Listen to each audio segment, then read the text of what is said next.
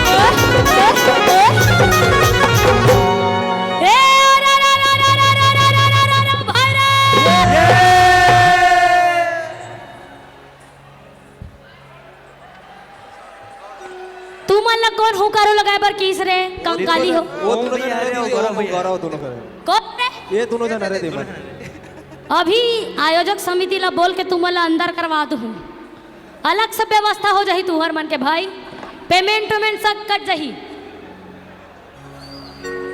मोरा ये डहार ले हुकारू चाहिए ए भाई रे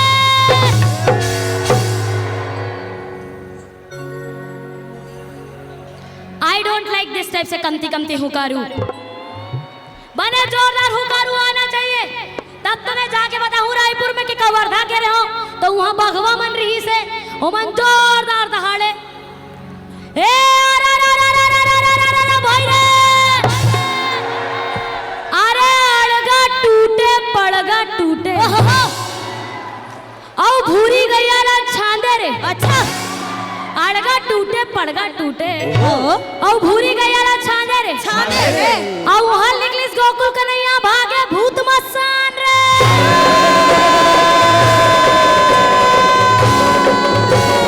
पीछे वाले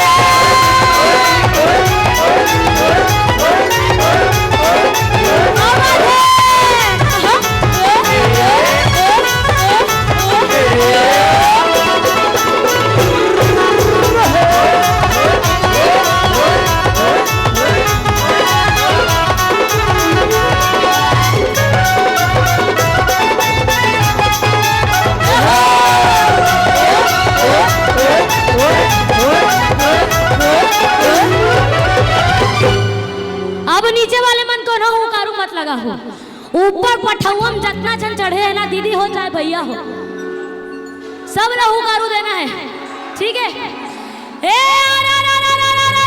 भाई रे अरे सबके भौजी गोरिया गोरिया आओ हमर भौजी कारी रे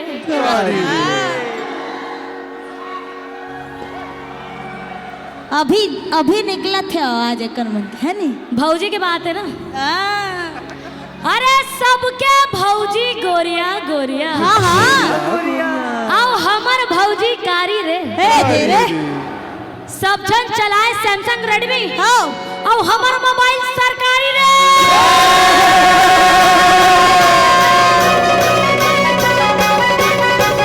ताली हो जाए साथ में।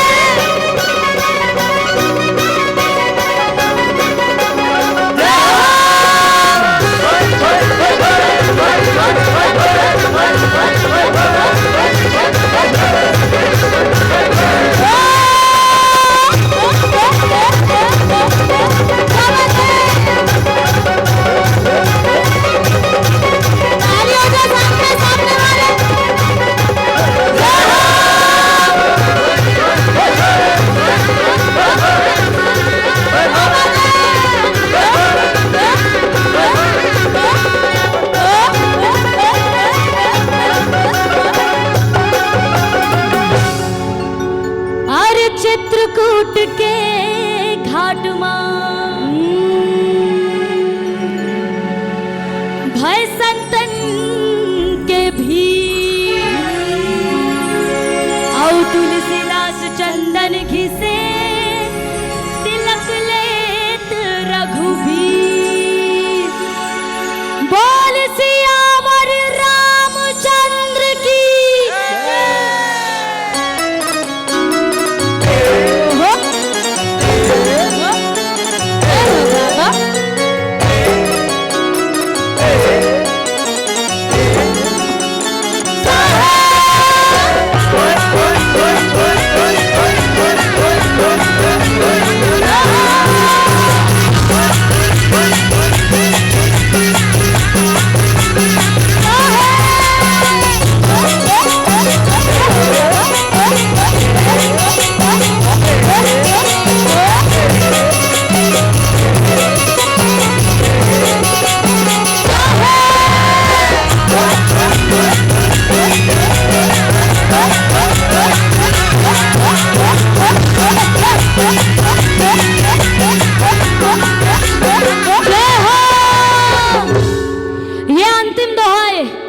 आयोजक भैया हो बने जोरदार हुकारू तू हुमा लगा हूं।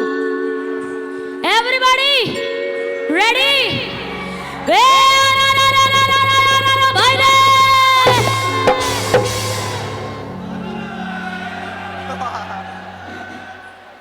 रॉयल्स ग्रुप है ना लीग से हट के चलते हैं या ब्रो एक आओ ए भाई रे। अरे राम राज में दूध मिले और कृष्ण राज में घी। राम राज में दूध मिले और कृष्ण राज में घी और कलयुग में पेप्सी मिले पाइप डाल के पी।